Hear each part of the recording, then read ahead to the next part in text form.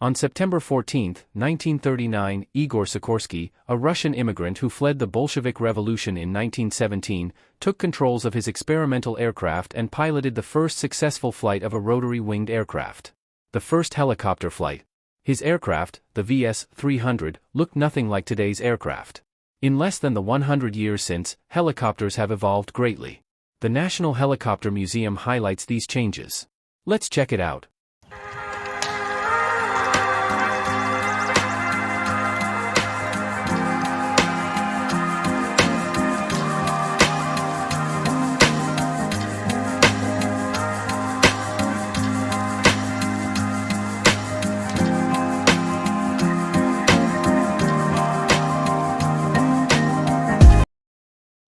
Today, we are visiting the National Helicopter Museum in Stratford, Connecticut. Located next to the Stratford Metro North train station, this free museum highlights the incredible history of the helicopter here in Stratford.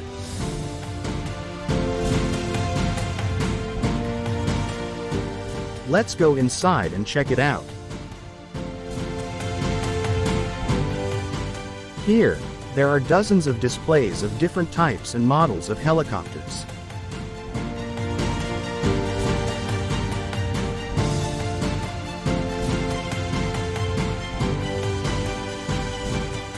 Here we find the reason that the National Helicopter Museum is in Stratford. This man, Igor Sikorsky, first flew a helicopter in 1939. He is considered the father of the helicopter. His first helicopters looked nothing like they do today, just like the Wright brothers' Flyer looks nothing like today's aircraft.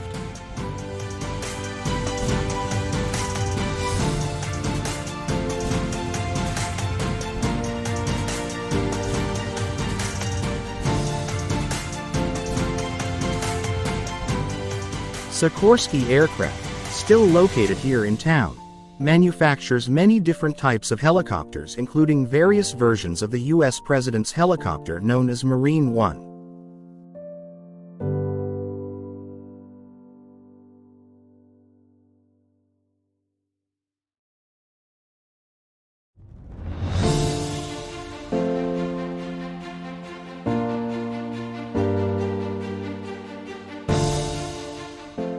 One of the great things about these types of museums is there are usually a flight simulator or two around. This museum doesn't disappoint. They first show a video showing the flight controls of a helicopter. Here we have James, a future aerospace engineer, manning the controls of the simulator. First is the control stick. This controls the forward, backward and side-to-side movement.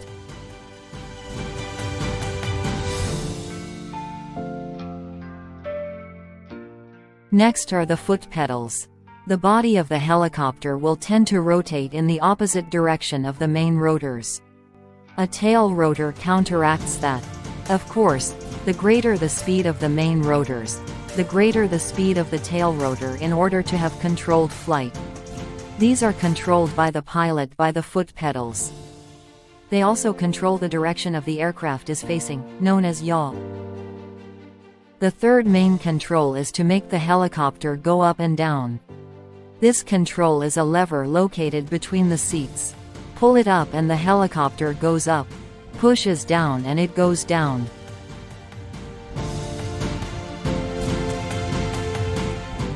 The pilot needs to understand how these three controls work together. They'll spend hours on the simulator before attempting an actual flight with an aircraft.